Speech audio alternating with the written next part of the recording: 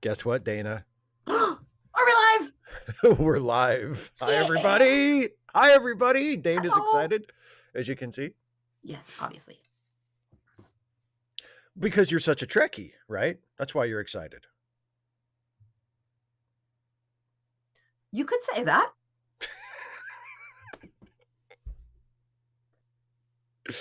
You're just happy to see all of our friends in the chat. Hi, everybody. All of our friends and neighbors. Hello, friends and neighbors.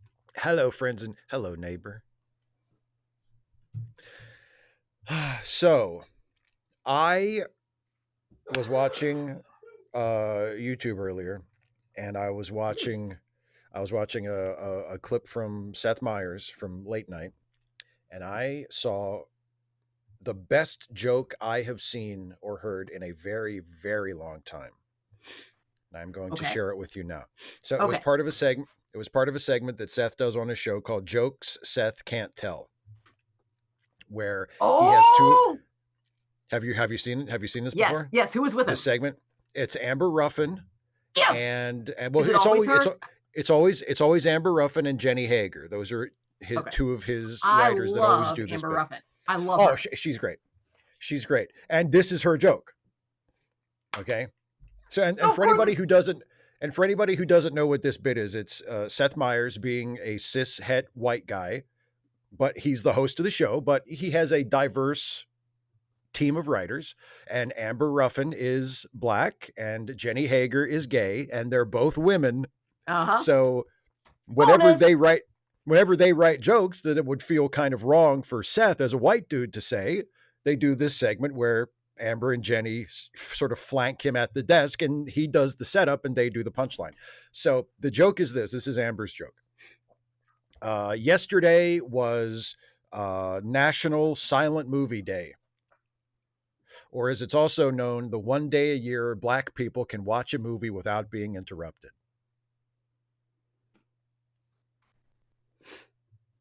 That's about what Seth's audience did too, but I was dying on the couch. I thought it was one of the funniest things I've ever heard. So. Okay. So, there's a stereotype about how black people like to talk during movies. Oh, no, I did not. Oh my God. All right. There's a stereotype. Really? That black people compulsively talk during movies. So the joke is it's Silent Movie Day. So from the talkative black person's perspective, they get to watch the movie and talk without the movie interrupting them. See, that's the joke, that the movie is interrupting them. That's the joke. As a white person who talks during movies. Oh my God, boy, do you ever. That's why, I mean, look, if maybe it's like a black, it's a community experience. Yeah. You know what the community experience ought to be? Quietly watching the movie and then talking about it afterwards. That's why there's home theater, babe. But anyway, that's a great joke. I love that joke. 255 AD says, this is a really good episode, meaning the episode of Deep Space Nine we're watching tonight. But I imagine it really annoys some Star Trek fans because it depicts future humans being impoverished enough to need to engage in organized crime. Well, if it annoys some Star Trek fans, that's a reason enough to like it. But I agree with you. It is. I like this episode too. Mr. I Love the Ants, Dana talks during the play too, but she has an excuse as being one of the leads. Yes, even though she was not credited as such in her most recent performance.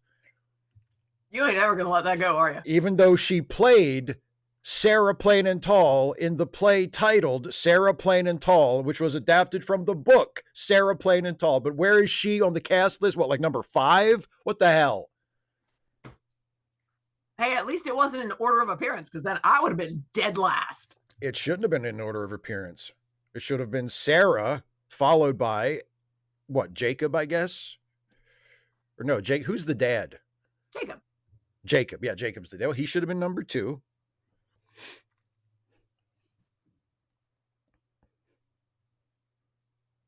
Very good point, Azalea.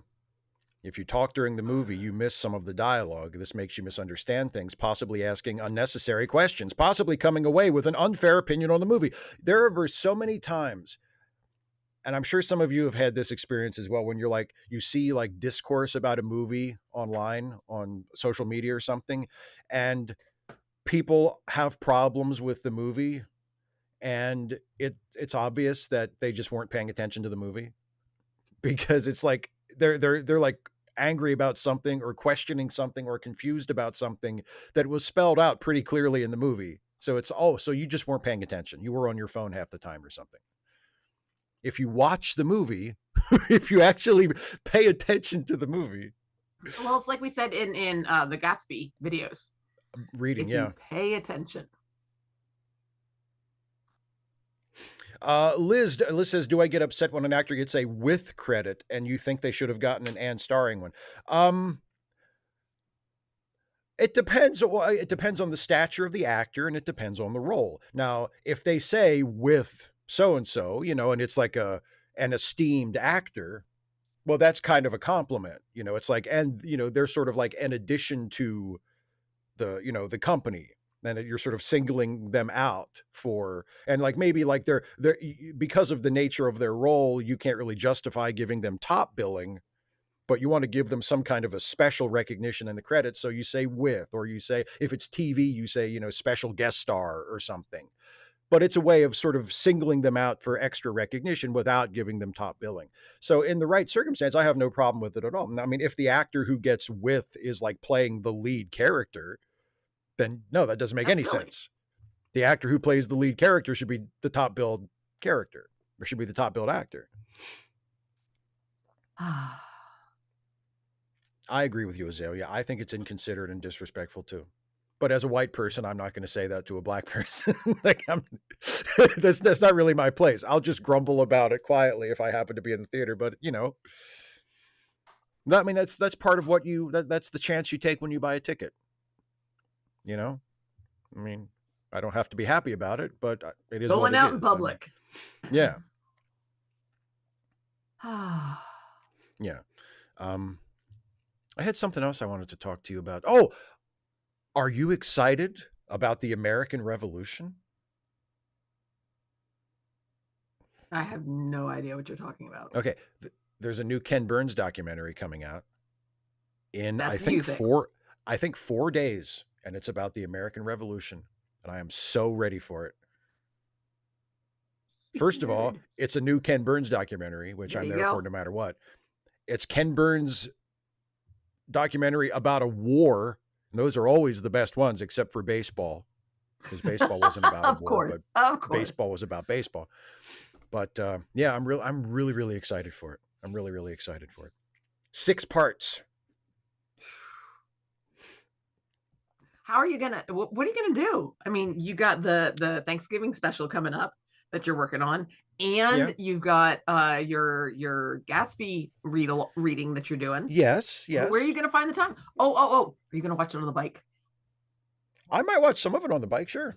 Yeah, I probably will watch some of it on the bike, because I mean, I'm not going to watch it live when it airs. I'm probably going to watch it on the PBS app like the day after.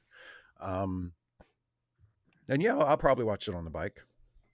Okay. Yeah, works. But yeah, Marjo, Jazz was great. I mean, especially the long form Ken Burns ones. I mean, I think they're all great. The one he did about country music a few years ago was excellent. Jazz was excellent. All of his war ones are fantastic. I mean, obviously the Civil War is like one of the best things that's ever been on television. His one about World War II that he just called The War, that was amazing. He did one on the Vietnam War. That was great. I mean, all of the war ones are great because he puts it in context, and it's not just about retelling the battles and shit. It's not just like a sort of surface level History Channel type of thing. It goes into, the human stories, and it's not like rah patriotism. It goes deeper, and it critiques things, and it questions things. Yeah, it's great. Well, good. I'm glad you have that to look forward to. So you're not interested in it at all, even as a teacher. You're not interested in. I mean, I'm interested in it from a philosophical standpoint, sure, that sounds interesting. But it's just a matter of there is only so much time. It's like what I told you about Piano Man this morning. I'm like, that's great. I could use that in my classroom. I am not going to take the, I don't know, 15 minutes, maybe half an hour that it would take to figure out how I can cut that down and where I'm going to save it so that I'll be able to find the file, figure out where in my lesson planning it would fit, and how to fit it into that lesson. I'm just like, yeah, that illustration is just not worth that much work, that much time. I've got so much other stuff to do. You know what you could do? You could call up the music video on YouTube and you could just find out what spot, because it's near the end. It's right before the last chorus, the line that you told me about today. Mm-hmm. You can just find it and play it for him from there. I mean, you still have to do the rest of that work you just said, but you wouldn't have to worry about like cutting down the song or whatever. Yeah. Thank you, Liz. Liz is with me. Yeah. Liz, well, and I mean, and like I said, that's, that might take it down from half an hour planning to 15 minutes of planning. But even so, and the Ken Burns documentary is significantly more than 15 minutes. Yes. In fact, I think the Revolutionary War one is supposed to be 12 hours altogether, which is a little bit longer. It's a little bit longer than the Civil War, because the Civil War altogether is 10 or 11 hours. I thought it was 3 years. Well, the real one was what, like 4 years, I think. Yeah. But yeah. And I've been watching Ken Burns's baseball again all week. That's been like my evening television. Comfort food for TV. I don't know how many times I've watched it. It's a lot. And the same thing with the Civil War. I've seen the Civil War, I've probably watched the Civil War in total more than I've watched baseball, but I've watched those both. I've watched both of those to death. See, that's interesting because, I know you enjoy the Ken Burns documentaries, but you enjoy Ken Burns documentaries and you love baseball. I do love baseball. I do. But I don't know, like and baseball is great. Like Ken Burns's baseball is fantastic. But the Civil War, like it goes beyond, like the Civil War is just a beautiful piece of filmmaking.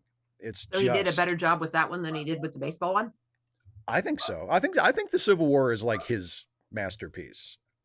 His seminal work so far. I mean, you haven't seen this so far. Yeah, he's still working. Yeah, but I mean, and that's saying, because like I said, I mean, all of his stuff is good, and there's multiple series that he's done that have been just fantastic.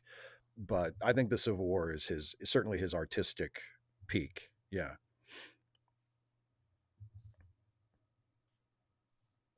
So this evening I have realized something. Tell me. It's the sophomores. The sophomores are what wear me out every freaking day when I come home and I'm tired. Because you're also teaching juniors this year, right? Juniors this year for the first time. And like I feel like settled, and I almost never do it. I'm just always pushing through. And today I'm not. And it's because I got them to pay attention today. It was great. It was so great. With one simple trick. Bribery. Use this one simple trick to get your students to pay attention. One simple trick. I think I made a note of it for next semester. I'm starting out with guided notes and a 100-point bribe. Man, because I mean, settle it in. Be like, okay, this is how we do things. But yeah, I said I had a worksheet for I happened to have a worksheet for the notes I was going to give them today. I was like, all right, I'll make this a grade. Do it for a grade. And because we're towards the end of the semester, and I grade a lot. Like I give them a lot of feedback. I give them a lot of work.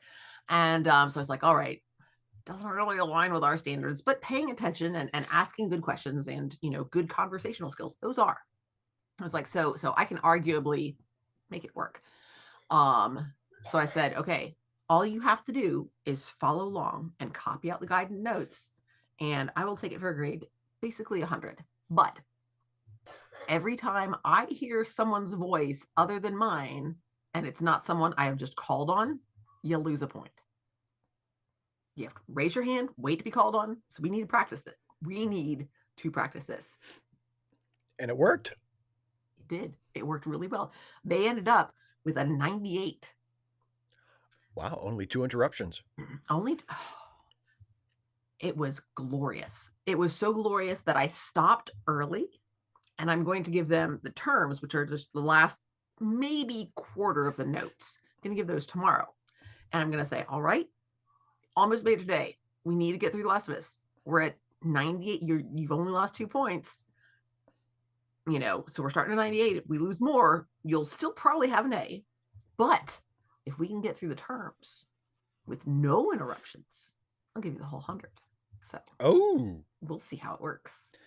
You know, it reminds me of, there's a sketch in I Think You Should Leave, where he plays a like a silent performer, like kind of like a mime, you know, but he's in sort of like a Charlie Chaplin costume, and he's like, he, you know, pantomimes all of these stories, and it's the sketch is like a sort of a constructed as an ad for his show, you know. Okay. And he's like, I never talk, and if you can, and if I ever do talk during the show, I'll give you money. And then they show like clips of him performing, and he's trying to pantomime his stuff, and the audience just constantly keeps yelling at him, "What are you doing? What is that? What are you doing?" And finally, he always ends up snapping and just telling them, and you know, he's like, "It's a broom!" And there's like a counter behind him that keeps track of how much money he owes the audience. And it's really I was waiting for him to start flinging quarters at folks. Yeah, just like knocking him out. What's that? It's a cup. Oh Ding. My goodness. Yeah, and so it worked so well, and I'm so glad. Subsequently, they maybe because they knew what the heck they were doing, they seemed more invested in their work. Well, good. 255 AD said, he said a couple of things about how fans react somewhat poorly to what they perceive as changes in Star Trek canon. It's the same thing with disability. It's never actually been a part of Star Trek canon that there's no disability in the future, but some fans act like it is. I feel like some fans have an idealized version of the Trek universe in their heads that's not actually supported by the canon. You think? I saw that, but I was thinking about what we mean by idealized. Okay. I mean, not existing is not ideal. You know what I mean? But that's what idealized means. You're viewing it through rose-colored glasses. You're seeing, like only the good parts and not any of the, at least not any of the bad parts, or at least not any of the parts that like contradict your vision of it. But that's kind of what I'm getting at. The fans who see it that way, it's saying that their ideal world does not include people with disabilities. Well, that is the problem. Yeah. And it also, go ahead. I mean, the idea that, Geordi, I mean, it's the classic example. Yeah. A disabled person with an accommodation. And he's one of the main characters in that show. He's not just like a guy who shows up for an episode. He's like on every show. It makes it pretty clear. There are options available for him. There are other possibilities for him. This is how he chooses to live his life. Yeah. And I think there are fewer disabilities because there are, science has advanced, we have more cures for different diseases and prosthetics and things like that are less noticeable visibly.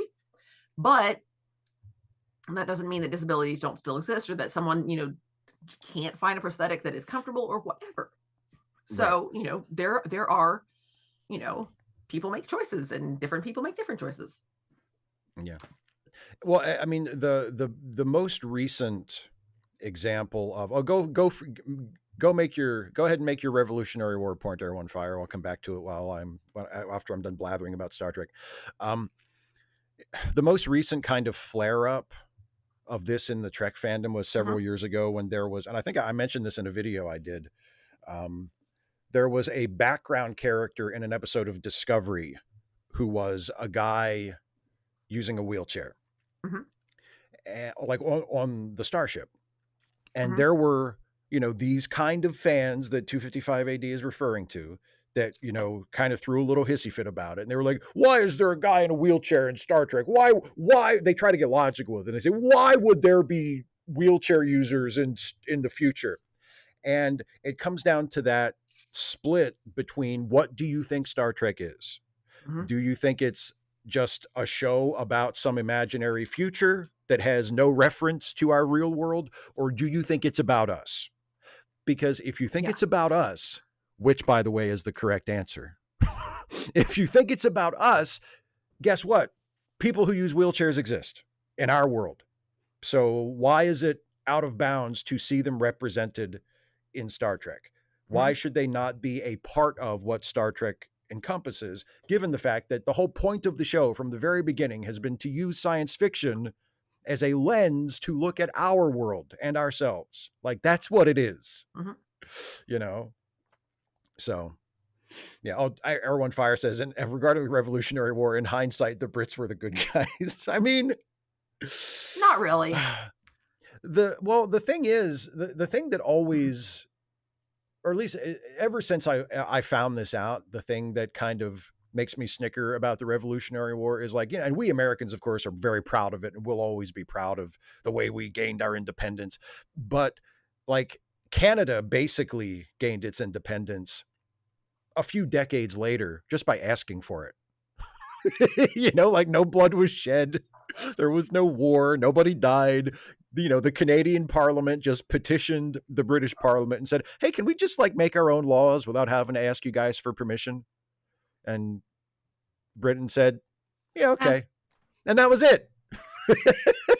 Like, so, it kind of makes us look a little foolish. Like, we had like an 8-year conflict that involved France and, like, cost, however many hundreds of thousands of lives, and like completely threw the world into turmoil. And it's like Canada waits until the mid 19th century and says, can we just go? And the empire said, yeah, go ahead. Some of that is because of how costly the American Revolution was. Yeah, I Because guess you could say could that. argue Yeah. that part of it's that Britain's like, oh, we don't want to do that again. Okay, fine. And I mean, another important part is that it's just mostly snow. Why would they even want Canada? The Sorry, Brits. Canada. You're much more than snow. I know. That joke was just right there. I had to pick it. The Brits were like, do you get this hockey thing they do? I don't get this hockey thing they do. Do you want to just let them go? Hilariously, just walking down the hall of school, I passed a classroom and a teacher stuck their head out the door. It was a math teacher, and he said, "Hey, what's your favorite sport?" And I was like, "I don't know." And I was like, hockey. I just like picked one. That was the first one because I guess because I have that graphic novel that I showed you. Oh, you showed me earlier today. Check Please, which is about hockey. Yeah. That was probably what had it in my mind. And he's like, okay, and I was like, okay, I guess they're doing some like survey type percentages type work in that class. So interesting that it kind of crossed there. I think you chose hockey because you knew that it was MacGyver's favorite sport, and that was in the back of your mind. And even though you weren't conscious of it, it was informing what you said. Olympic javelin catching. That's a sport, or it should be. Yikes. 255 video also says, did you know the American Revolution basically isn't mentioned in British history classes about the 18th century? I mean, we don't learn about other countries' independence. Yeah. Like, here in America, we don't learn about other countries' revolutions. Britain's a little bit more connected, but we were one of their many colonies. That's right. They had lots of colonies, and a lot of them gained independence. So we like to think that significant time on every country that gained independence from Britain, wouldn't be a lot left. No, we like to think that we're like the center of the universe, but you're right. I mean, Britain still had. I'm sure that they weren't thrilled to lose the revolution and to lose the American colonies, but they had a lot of other shit going on at the time. Mm-hmm. It's not like they were, oh my God, what are we going to do?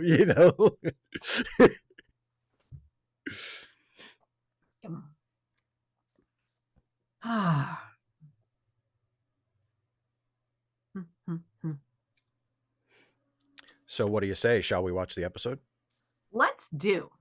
So okay, so somebody, Caitlin, if somebody needs to let Caitlin know in the chat that we're about to start watching the episode, go ahead. Caitlin.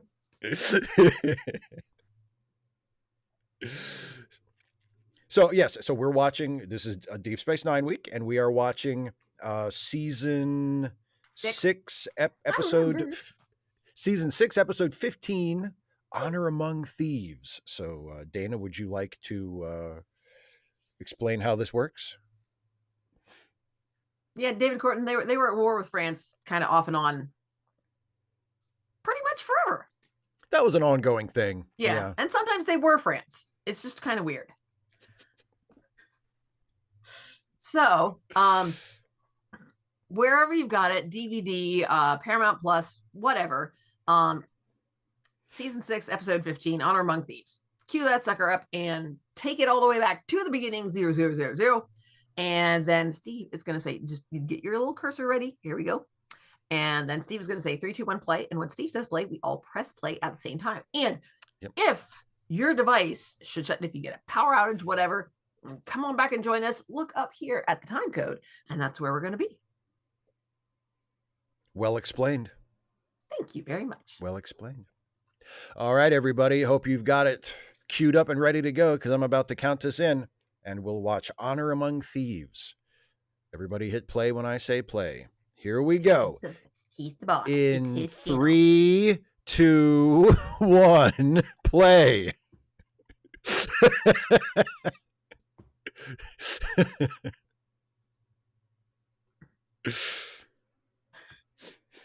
You know, Caitlin, with one letter changed, that could be about any of a number of students of mine. Oh.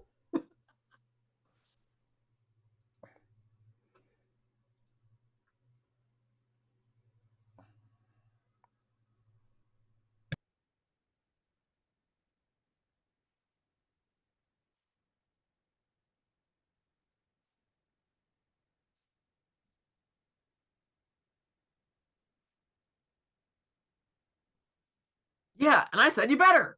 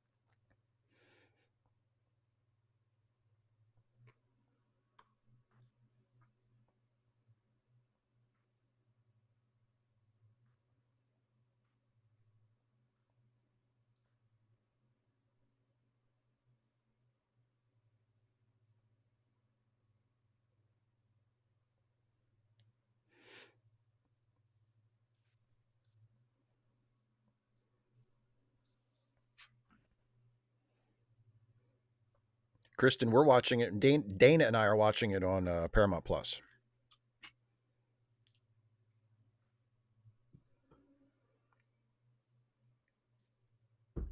The Emperor is not happy with him. But he's only a little mad. He just got the one little. Just a little bit, yeah.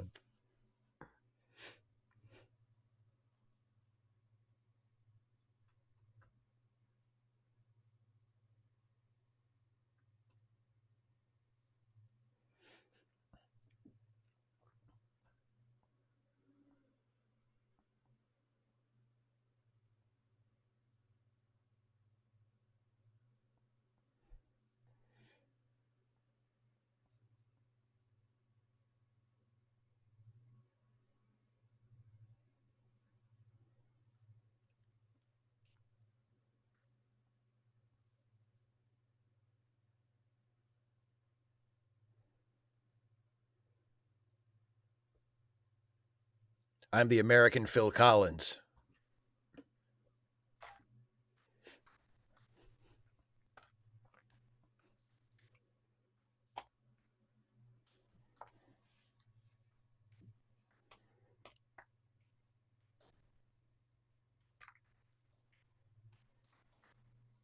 All cops are billable. I like that statement, Cat.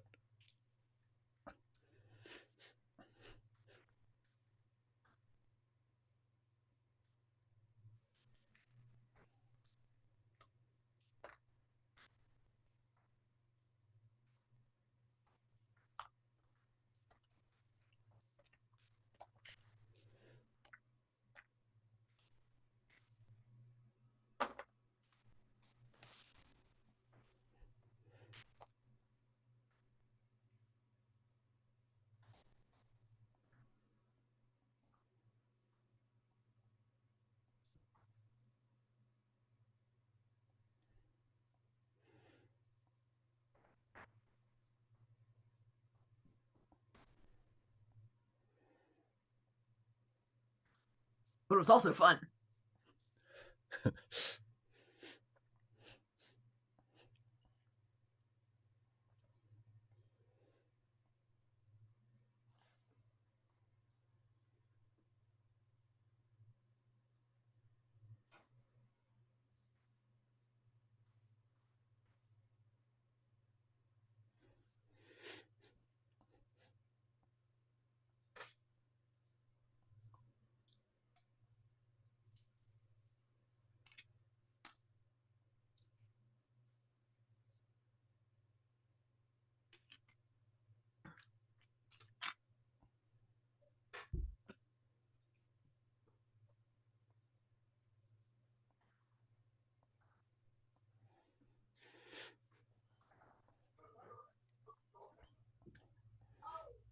And then kill him.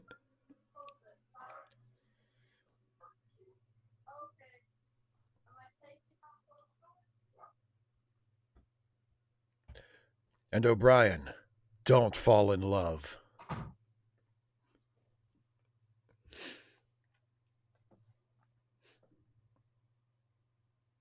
So, Dana, this episode is about your old gang from the Ensign's Log, the Orion Syndicate.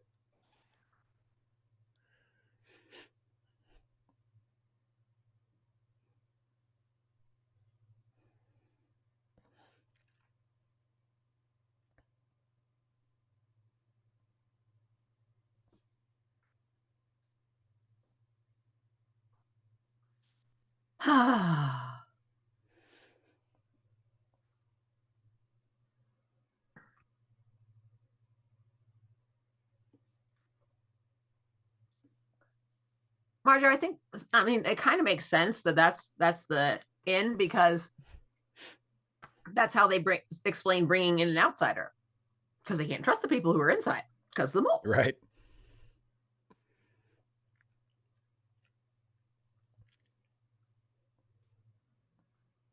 David, I agree. I like when they genre hop. Mm-hmm. And it's sort of like, I mean, they don't do this as much on the newer shows, but it used to be kind of a Star Trek thing where like every once in a while you'd get the Star Trek version of like a movie. Like with this is clearly, this is the Star Trek version of Donnie Brasco. Like that's what this is. And it's kind of cool, you know?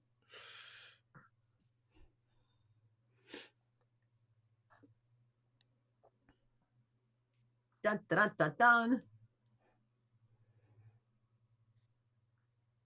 You know, Dad Dust, it should be Big Steve and Big Dana because we're about the same size, Dana and I.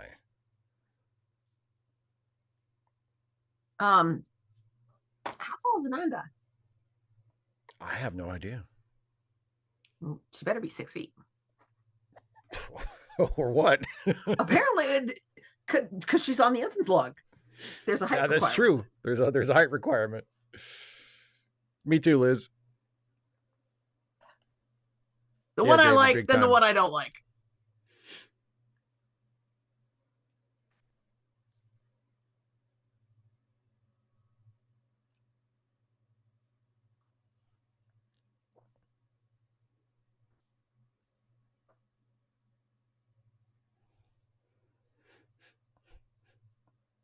No more flaming moes for now, Quark.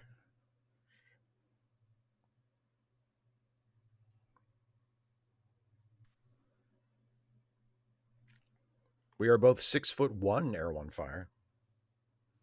Precisely. Although now that we're middle-aged, we might be shrinking a bit. See, that's true. I haven't measured myself for a few years. I may have compressed slightly.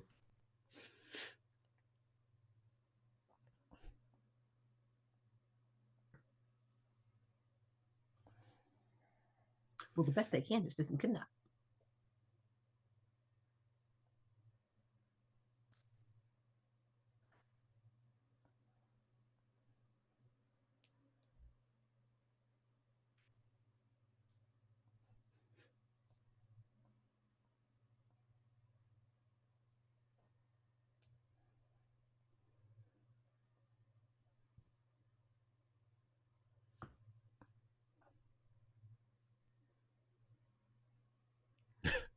Good point.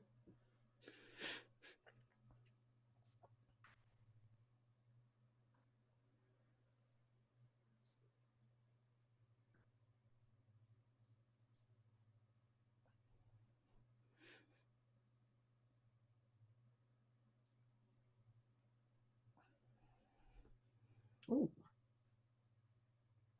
Primal Savage, that's a really good question. Yeah, yeah. I have to think about that for a while. Probably Star Trek. Star Trek has meant more to me, like, on the whole than wrestling has, but I mean, it would suck to give up wrestling. I do like my wrestling.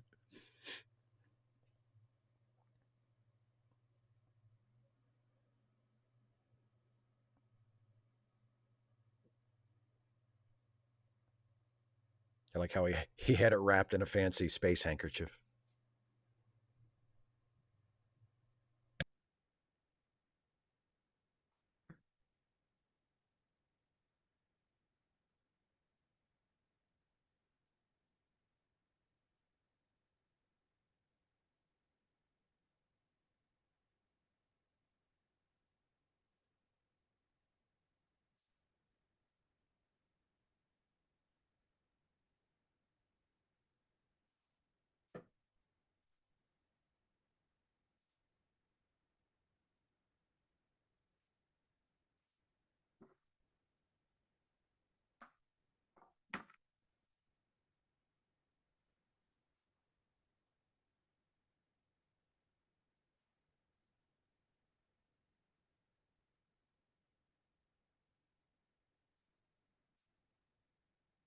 Nah.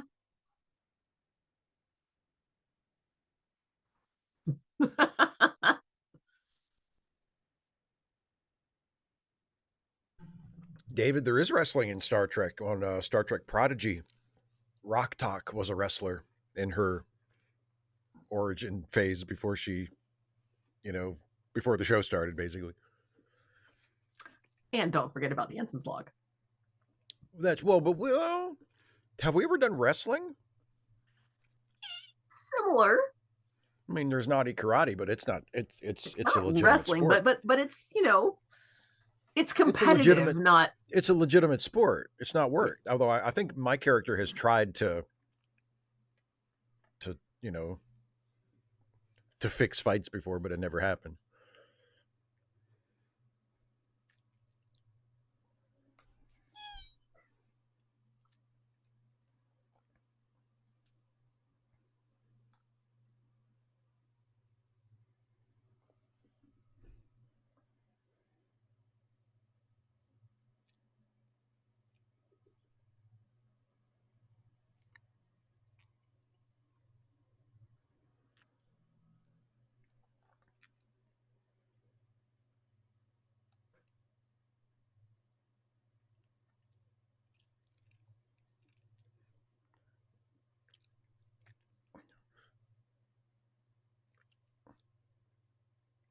And you had it set to off.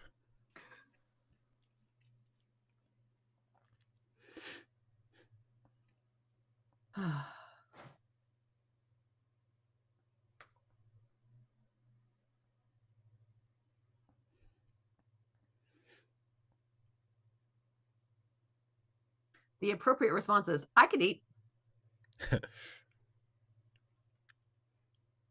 Eat the fucking cake.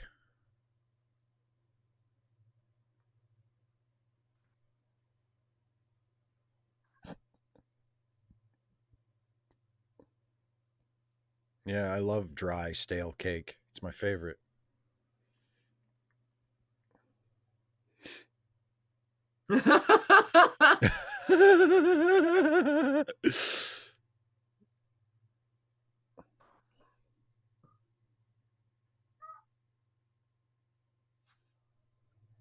I mean, the kitties are telling me that I'm not supposed to be paying attention to the kitties on the screen, I guess. Okay. Jealous. Jealous. They're so sad.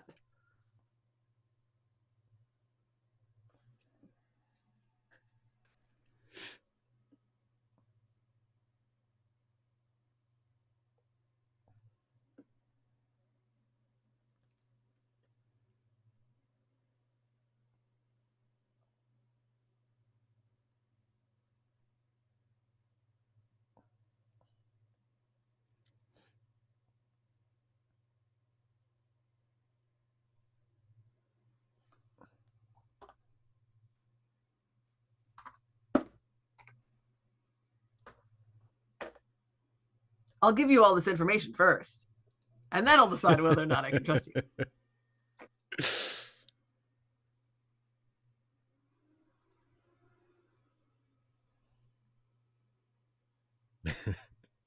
Wow, you suck at this, dude.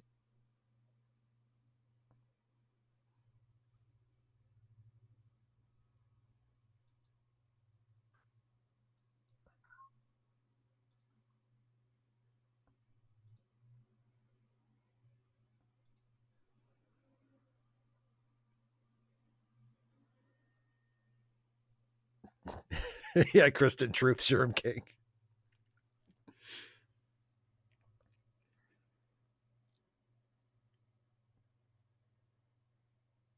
It's like that scene in Pop Star where he makes like terrible pancakes on purpose and then serves them to his friends to see which one of them will be honest with him.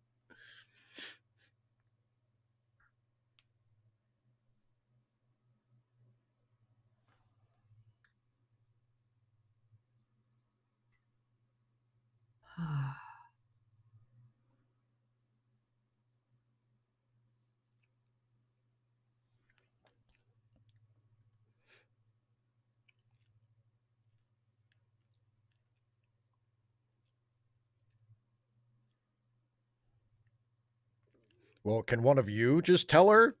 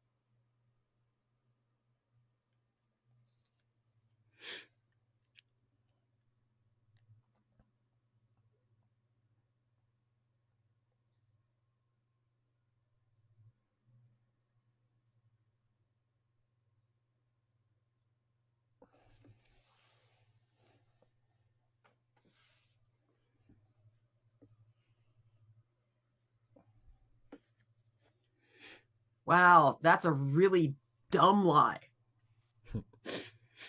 Given how you said earlier that you got in trouble because even though you didn't know something was stolen, clearly.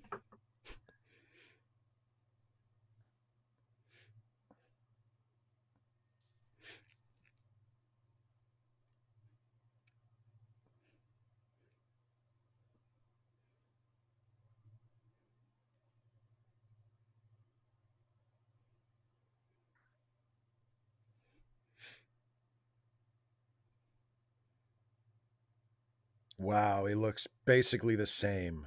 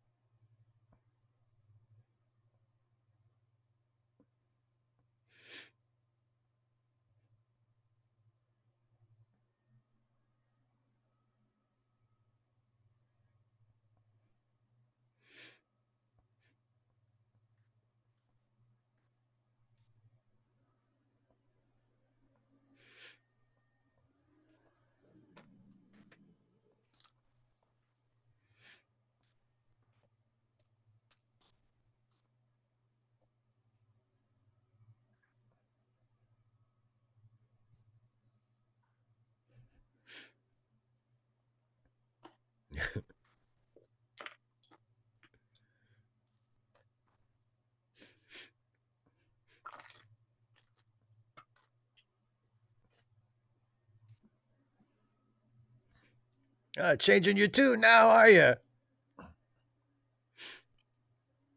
Yeah.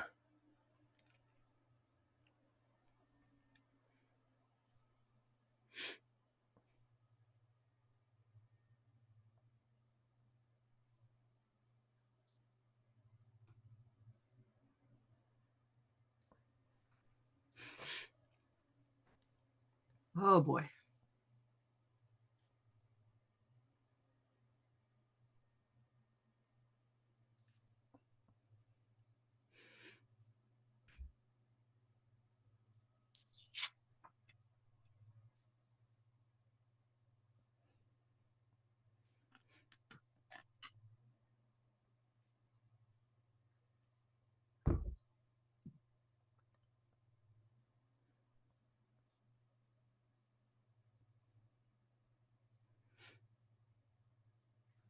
I mean,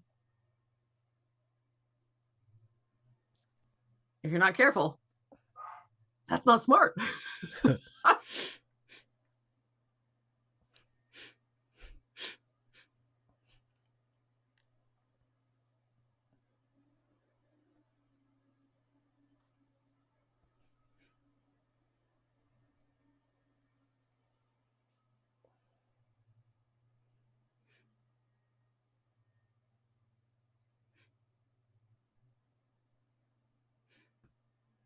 I didn't do it.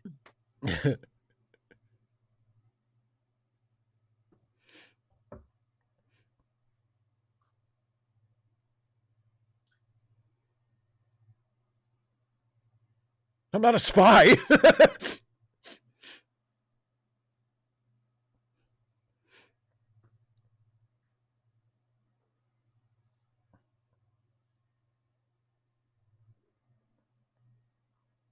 Did he?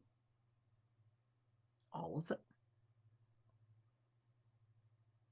His name's Riker.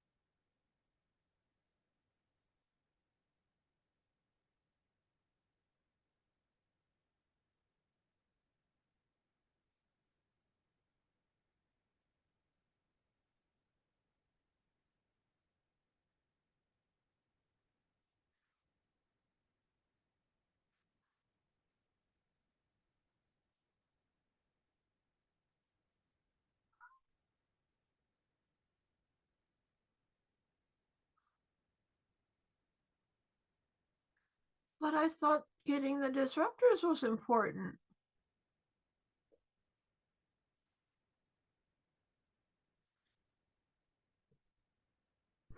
Mariah Carey. It's time.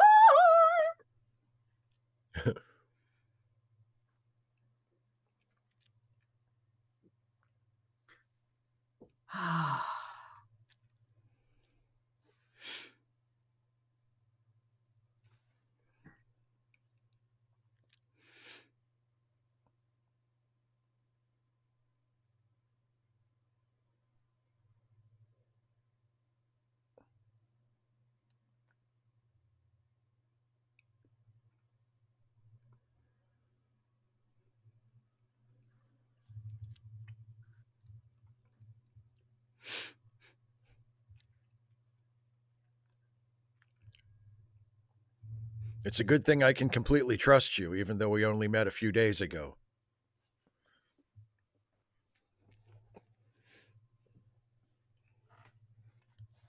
Hey, I met Ramus. You know what? His hair is exactly like yours.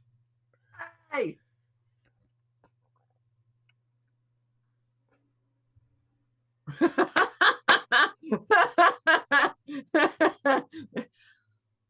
Mediocre. Okay, can I go home now then?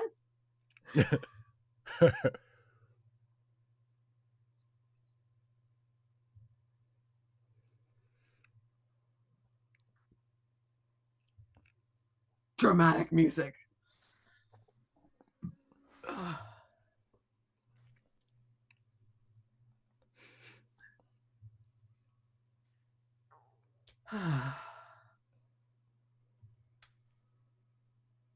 I thought you might like that, David C. Drake. Bum, bum, bum.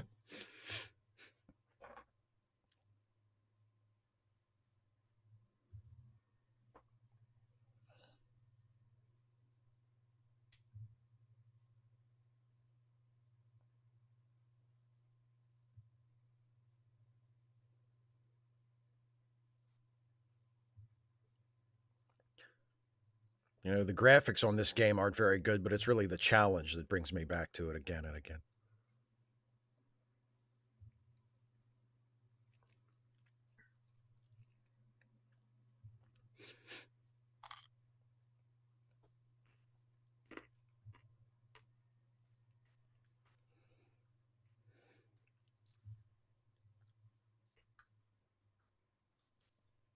Got it. We're logged into Netflix.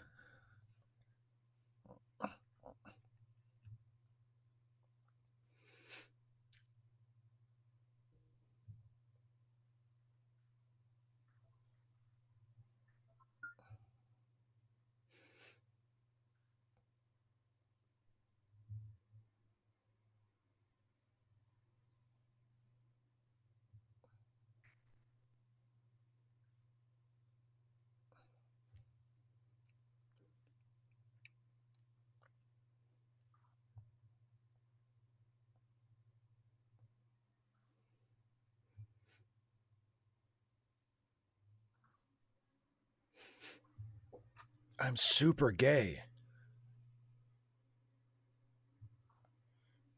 Not that there's anything wrong with that.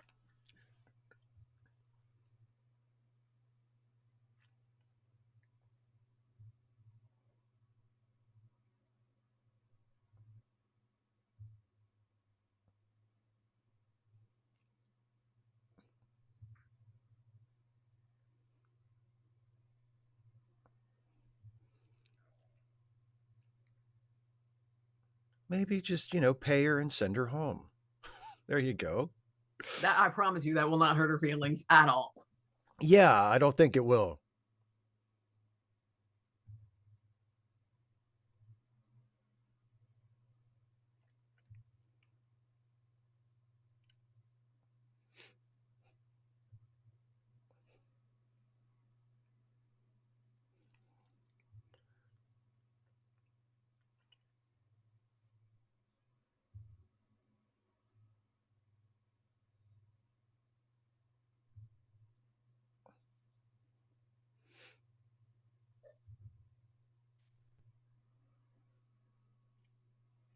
This seems like the kind of place that has a lot of flower shops.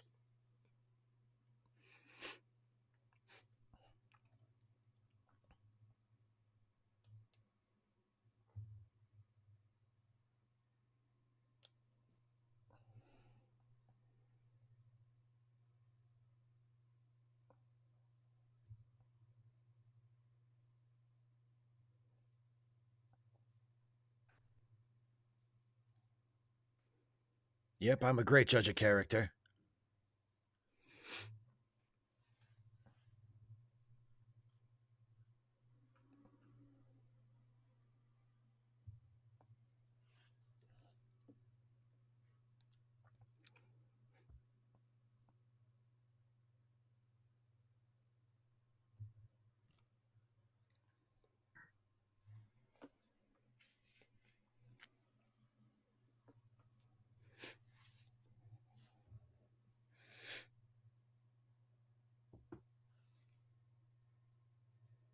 Friends don't let you down.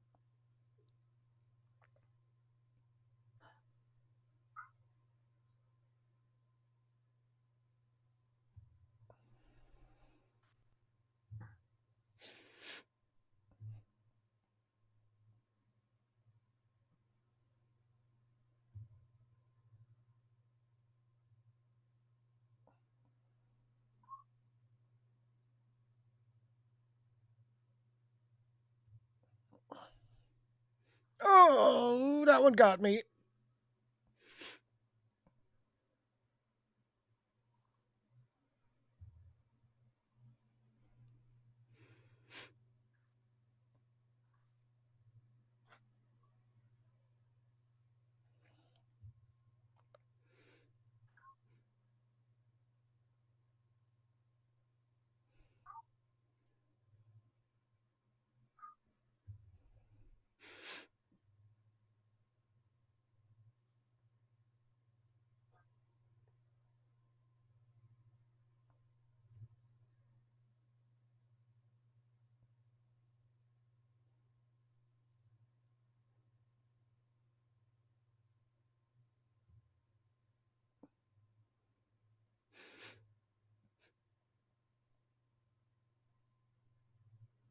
Really? Because I kind of thought it was obvious.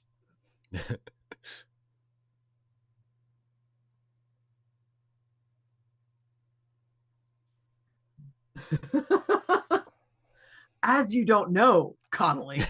As you don't know.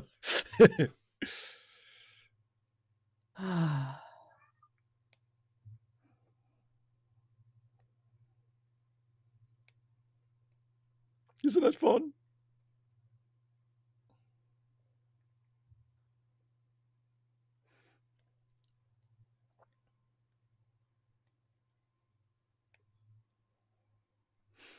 Well, thanks for sharing all that information with us that you absolutely didn't have to.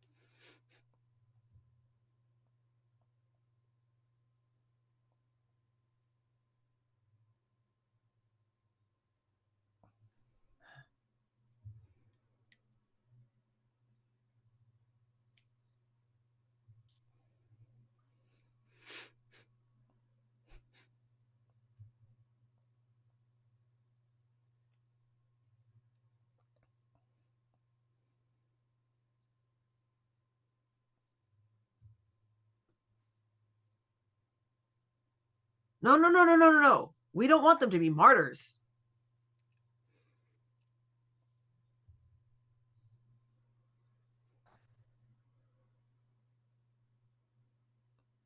Caitlin, exactly.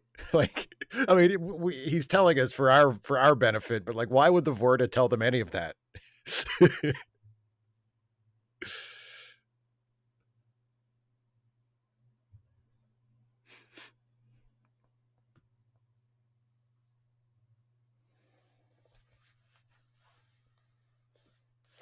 Why is he? I mean, you're in too deep, Miles.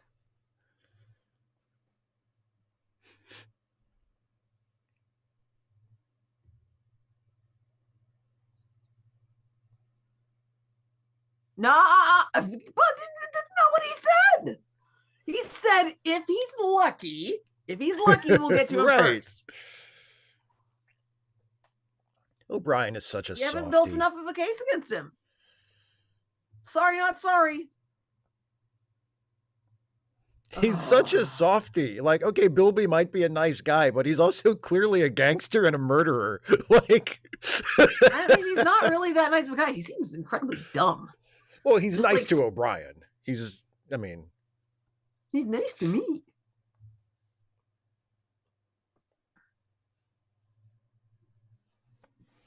I bet Elon Musk is nice to some people.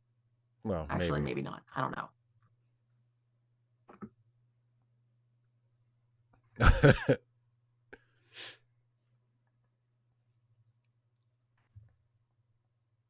Do you trust me? Well, you shouldn't. Yeah.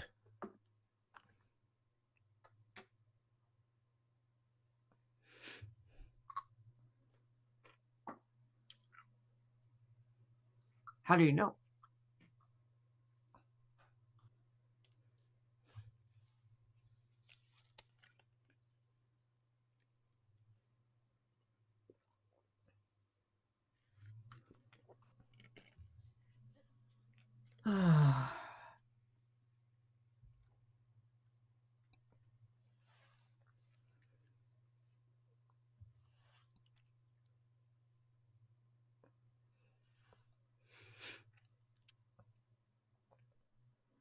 I don't work for them. I work with them. Totally different. Yeah, 255 80. I think that's entirely reasonable.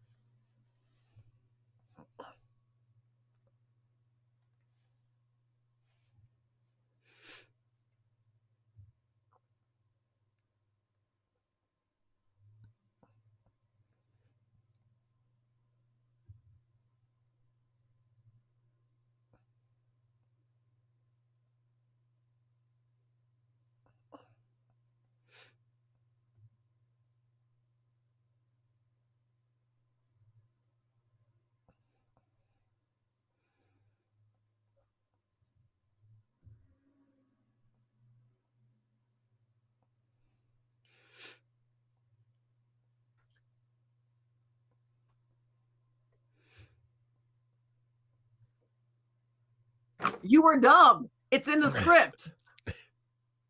You were really dumb.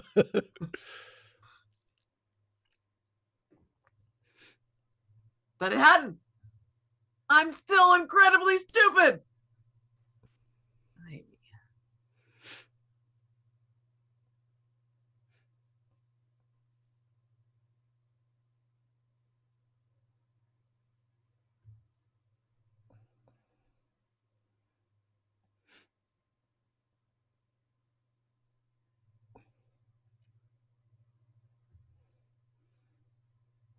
Yeah.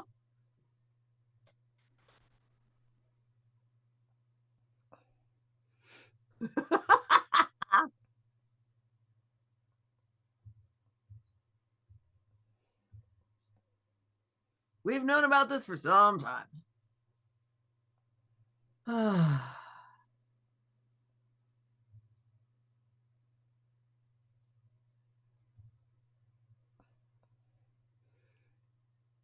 Seriously, you're pawning your cat off on me?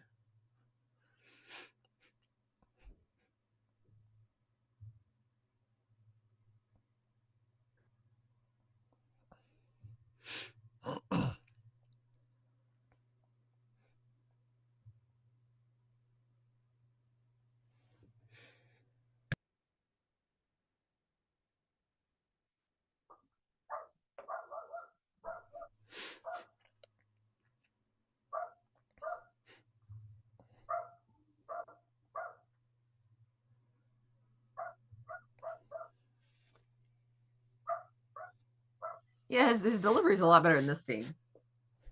It's less over the top.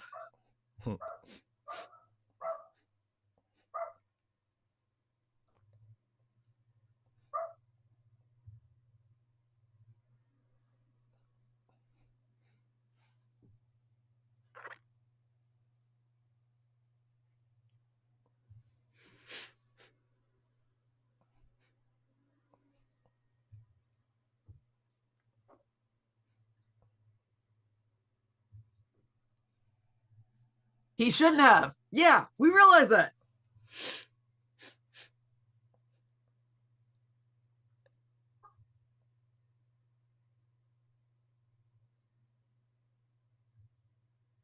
Yeah.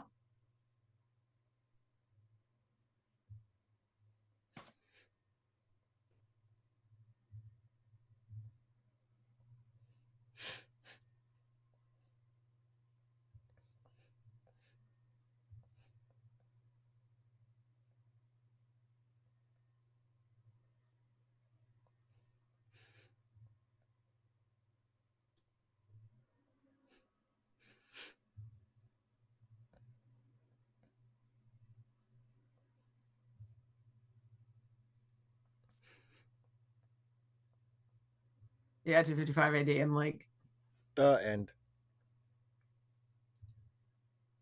yeah, really. Lady Bilby would never do me like that. So, thoughts?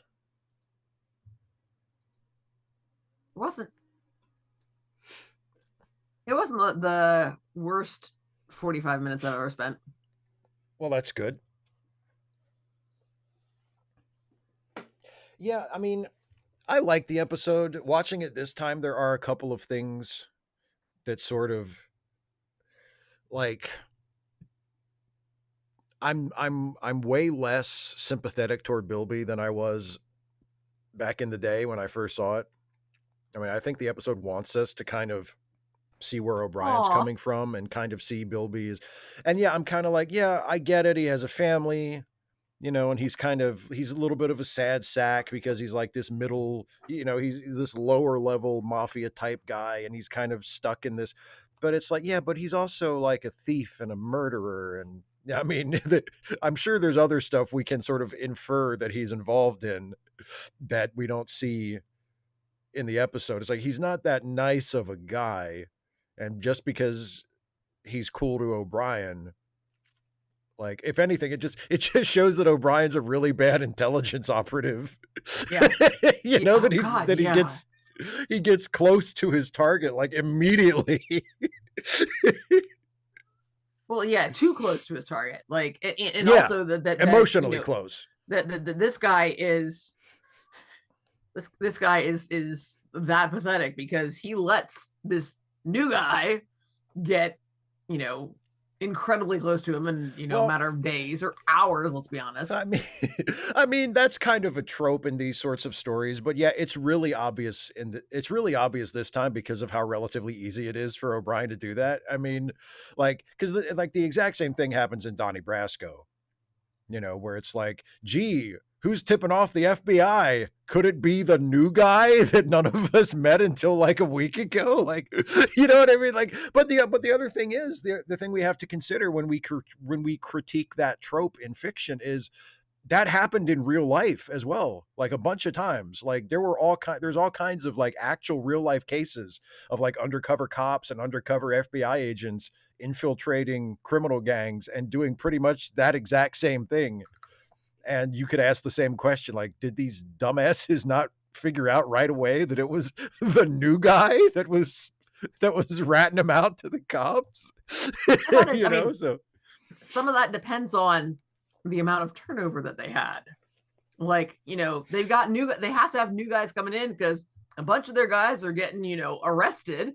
true. So you need to have fresh blood pretty regularly. So, I mean, but I mean, I think Caitlin's right.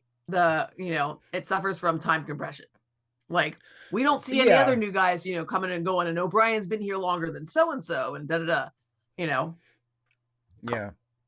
So, But and also the other problem that I really noticed this time, and maybe this, I don't know, other people might not see this, but I really felt let down when Ramus finally shows up.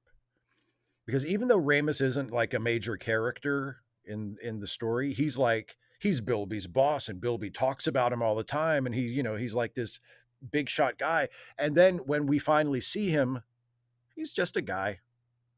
Like if they had I feel like I wish they had cast like a more an actor with more presence instead of just a guy. You know, it's like Ramus, he's just a guy. And maybe I mean like maybe that's part of the point they were making, that he is just a guy and Bilby builds him up and he's just some guy. just okay. But it's That, not because that super was exactly my entertaining. thought. I'm like, but they are who? I mean, who would? What do you mean that they are? Everybody is just a guy. But it's just not entertaining. Like especially given the fact what Caitlin said about the compression, like it's such a, you know, it's like I feel like everything in it needs to make an impact in one way or another. And when we meet Ramus after having him built up, it's like, oh, it's literally just a guy. Like there's no sense of character. There's nothing about him that is memorable. It's just a guy. So That's right. I love the answer. No, it didn't need that. I wouldn't have minded actually, you know, having you know, meeting the family. I think that would have been cool. I think that would, I mean, because I mean, I didn't care. I didn't care a thing about Bilby. I yeah. keep wanting to call him Bixby. It's not his name. Bixby, Bill Don't Bixby. care. Oh, I was 255 thinking AD, Jerome. well, all which is a Bixby directly connected to Star Trek. There you go. Exactly. 255 AD says, I know you often don't care about continuity, but does the fact we know humans don't need to do this kind of thing contribute to Bilby not being sympathetic? No, that to me, that has absolutely nothing to do with that. Humans don't need to do this. Who does need to do this kind of thing? I'm so confused. Well, because like the Federation and Earth is like utopia. So like why would there be humans involving themselves in organized crime when they could just, you know, hitchhike to Earth and have a nice life, basically? I think that's overthinking it. Overthinking it and making assumptions that someone can't hitchhike to Earth and have a great life. I don't know. I don't know enough about Star Trek to know if that's possible. Yeah, no, I don't think that. I don't think that makes Bilby unsympathetic. I think what makes Bilby unsympathetic is that, like, we see that he's a gangster, we see that he's a killer, and really the only redeeming thing about him is he's nice to O'Brien and he has a cat and he has an off-screen family that he seems attached to. But like, that's, I mean, I guess that's, the writers are hoping that that'll be enough. And the actor who plays him mostly does a good job with, you know, sort of creating you know, Yeah. trying to get us to empathize with him. But I Yeah, mean, yeah. I mean, the acting is really doing the heavy lifting because the writing ain't it. I mean, yeah, I would have, I agree with that. I agree with yeah. that. The I acting mean, is I would have definitely really carrying it. loved to see more pulling to the either end, because he's just he's a middleman in the character sense. Like, we don't see any connection with the family. He talks about him. That's it. He's really not that good at being a gangster. He is mediocre. He's so mediocre. He doesn't suss out the, you know, he doesn't figure out that his other dude is like skimming off the top, you know, running a side gig. That's right. Yeah. Yeah, he doesn't know about that. Even like, even the guy that he shoots, like, he just like shoots him once and then says, "Hey, it works," and then he shoots him again. And I'm just like, that, you know, like, it, I mean, he's just dead. Okay, so he killed a guy, another criminal. You know, I mean, it doesn't. He didn't seem particularly menacing when he did it. He's just like, you know, you did me wrong. Kill him. Okay. You know, Yeah. I mean, and the other thing is, I'm like, that's really not a good way to do business. Because, like, I mean, I really thought he was gonna, you know, shoot him another couple of times and then let him go away, because that's how you get the word out. You know. Don't fuck with Bilby. Yeah. And well, you know, just do the job I paid you to do. Jeez. Not that. Caitlin, I agree with you. To me, yeah, the atmosphere as well. Their attempt to kind of ape film noir a little bit. I mean, like the alley where O'Brien meets the Starfleet guy, and it's always filled with smoke. You know, like, yeah, that kind of stuff is cool. Yeah, I think I would have liked it if there had been more cuts back to the space station or something. Because, I mean, for me, it dragged. You know, I'm like, yes, I can appreciate what they're trying to do. Didn't care. So, I actually think, I mean, someone mentioned at the beginning that, like, that scene after the credits with everybody at Ops, that's like the, you know, use the rest of the cast scene, because this is mostly an O'Brien somewhere else episode. So they had to give everybody else, cram everybody into one scene, just so the other the other regular cast members, like, I'm surprised they didn't have Jake pop up to, you know, say something. But like he actually got the week off. But I actually think the opposite. I think the episode would have worked better if, like, we never saw anybody from Deep Space Nine until the end when he's talking to Julian. You know, I just feel like it's not as disruptive, because, you know, there's the credits, and then we see the Deep Space Nine scene after the credits, and then they go back to O'Brien, and then we're with him for the rest of the episode. But I mean, once you're like immersed in O'Brien's point of view, I feel like that's the episode. Like, he's isolated, he's all by himself. Like, but I wasn't immersed. Well, I mean, that was all there was. I'm talking about the perspective. I'm talking about the perspective that the story is told from. Like, we're in O'Brien's point of view for the entire thing, except for this one scene after the credits where we're kind of checking up on everybody else. And I think it would have worked better if we were just locked in with O'Brien until the end. 255 AD says, how do you feel about that scene where he literally tries to give a woman to O'Brien? I don't have a problem with it. I mean, she's paid. She seems okay with being there. Yeah. I mean, technically it would be trafficking, because, you know, he pays her and then, you know, is saying, here, you know, O'Brien, you know, but I mean, well, but like, they're gangsters. Yeah. Well, gangsters engage in prostitution. It didn't, and I think that's another problem, that this is a primetime TV show. Yeah. Like, I agree. It feels it's very much got the it's definitely like sanded down. Yeah. It's like a PG gangster movie, and it's hard to accomplish everything you would want to accomplish with that restriction in place. But no, I had no problem with that at all. I have no problem with that at all. Yeah.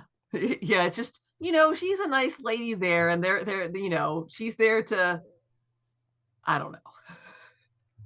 She's there to look cute.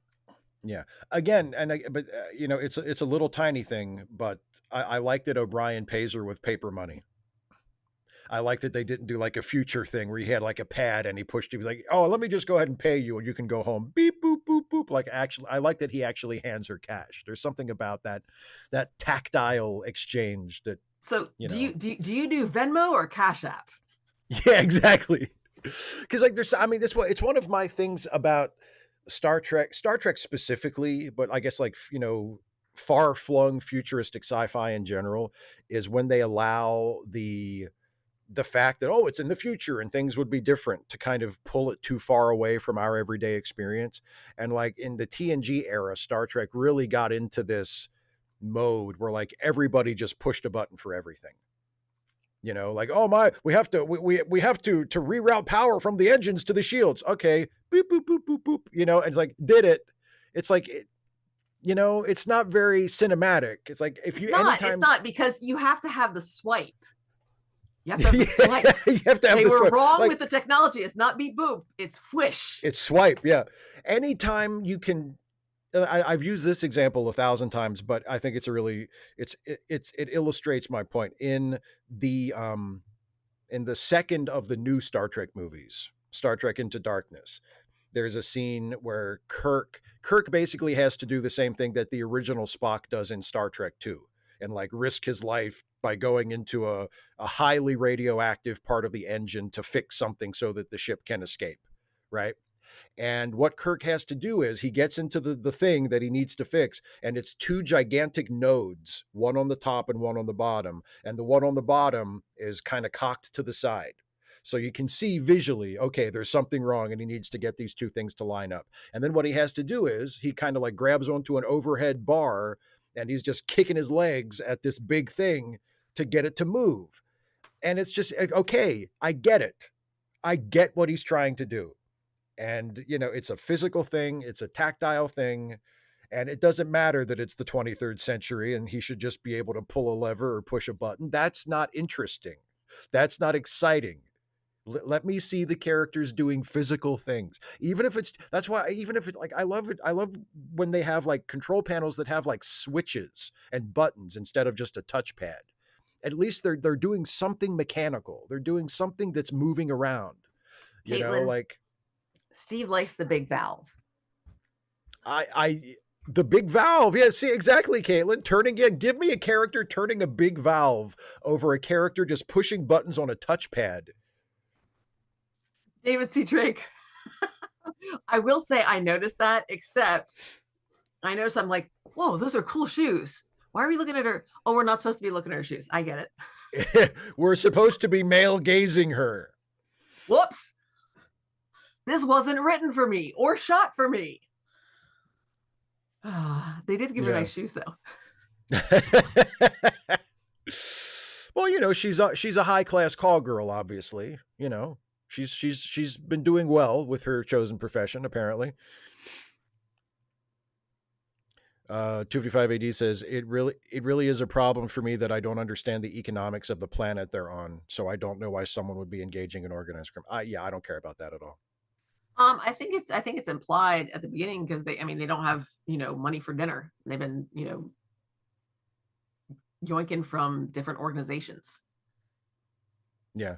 I think that to me that's overthinking it. I don't give a shit. Like the episode sort of gives you a setting, and then the story takes place within that setting.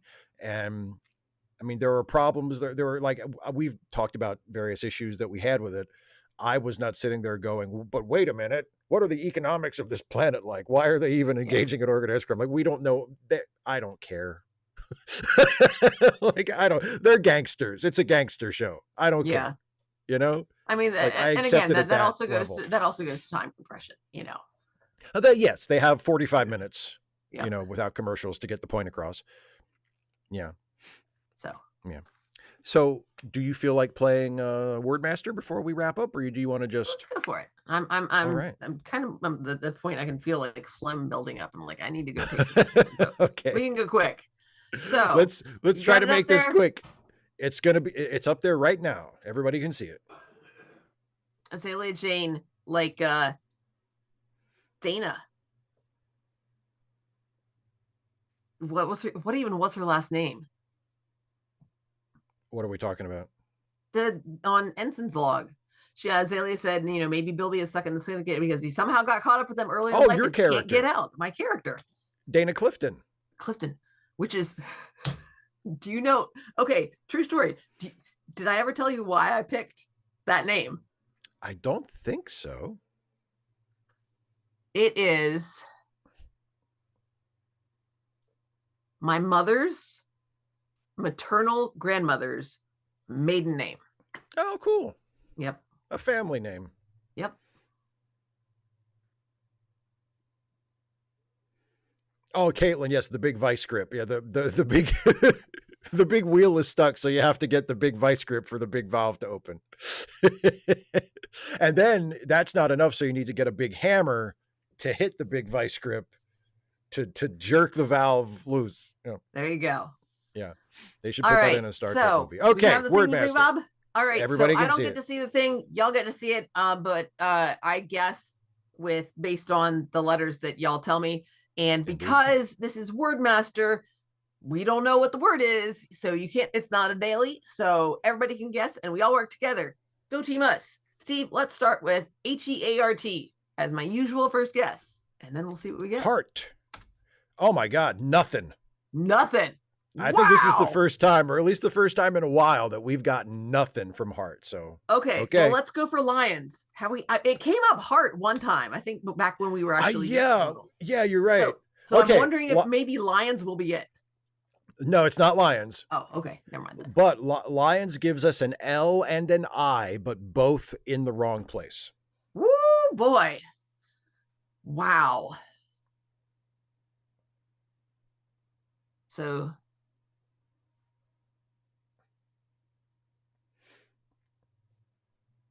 So yeah, no. But it could be something ILL. It could be. It could be.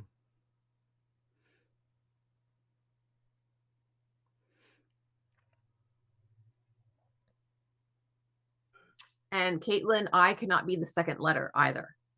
Right. And no, yeah, and whew.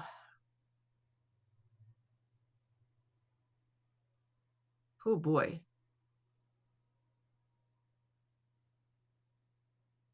Yeah. Yeah, I feel like since I can't be, of course we've got you. It could be QU. It could be Quill. It could be Quill. It could be Quill. You want to try that one? Yeah, I kind of do, because that also gets us the U, and it tries the L in two other positions. Okay, let's try Quill. QUILL. Okay, it's not Quill, but the I is now in the right place. So the third letter is I, and the L is in the wrong place. And there's only one, or I mean, yeah. So the L has to be the third letter. No, the I is the third letter. So the L has to be the second letter. The I, well, I guess because Lions, the L was first, and it's not the third, and it's not either of the last two. Yeah, it can't be the last one. Yeah, so the L has to be the second letter. You're right. Yeah. Okay. So something LI something.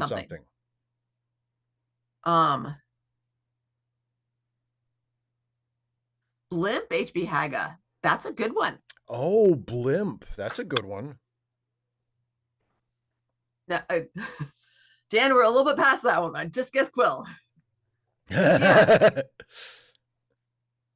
I don't think our delay is that strong. All right. I think we're getting lots of votes for Blimp. Let's go for Blimp. This is just number 4. This is number 4, right? Yes. Okay. So if it's not it, we have 2 more guesses, but I think Blimp is a good one too. Okay. We'll try Blimp. Okay. It's not Blimp. But the L is in the right place now. So there's no B, M, or P, but it is something LI something. Okay.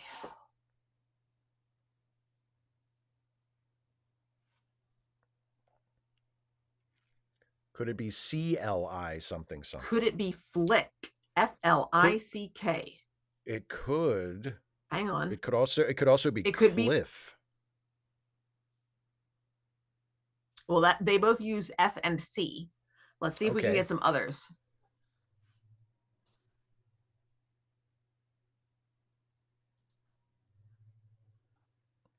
Or click. Flick, click.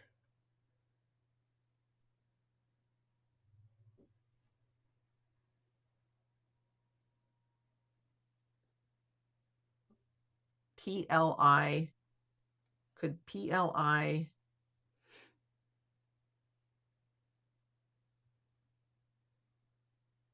Can't come up with that.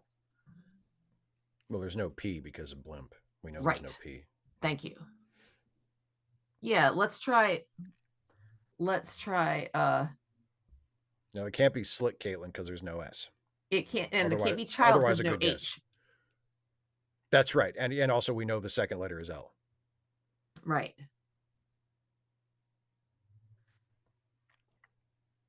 All right. Yeah. And it can't be chili because no H, and we know the L is the second letter. Right. And it can't be no pline, N, no so E. it can't be pline. No N, no E, and no P. Yeah. Yeah. Well, okay. you want to go for flick, and then if that's not it, we can try click. Or cliff. Let's try flick, and that'll give us the at least it'll try both the F and the C and a K. Right. Okay. So let's go for that. Flick. That's it. It's flick. Go Team Us! I really like doing this. I like doing this as like a community guess. I like doing it together. It's nice. Yeah, and that was a good one. That took us. We only had one guess left. But we did it. Yes. A little bit of suspense. Dun, dun, dun. Yeah, that was fun. All right, folks. So don't forget to look. Oh, itching nose. Down in the description for some organizations that we would encourage you to support, either financially or if you have the opportunity to do so with your time and your talents. Oh gosh, my nose. And then also charitylinks.page, which has links to some Ko-Fis and GoFundMe's of friends and associates of ours. All of that. Support, because helping people is good. And also, next week, right here, next Wednesday, what are we watching, Steve? Well, it's another Deep Space Nine. Wow. And I know, right? And it's called Change of Heart. Okay. So there you go. O'Brien gets rid of the cat because he has a change of heart. Or he decides that he's fine with, sending this guy off to his death. It's okay. He's actually, you know what? I've thought about it, and he had it coming. And it's just a whole episode about that somehow. He only had himself to blame. Oh, I knew you were going to make a reference. I knew you teed me up. I can't get within 1,000 miles of a phrase that even kind of sounds like someone had it coming, and you're right in there with that Chicago reference. It's so good. It's so good. You liked it too. Admit it. I liked it. I thought it was a good movie. There you go. Yeah, I liked it. All right. Thanks so much for coming, everybody. I enjoyed spending time with you all. Yay. Happy Wednesday, Bye, folks. everybody. See you next week.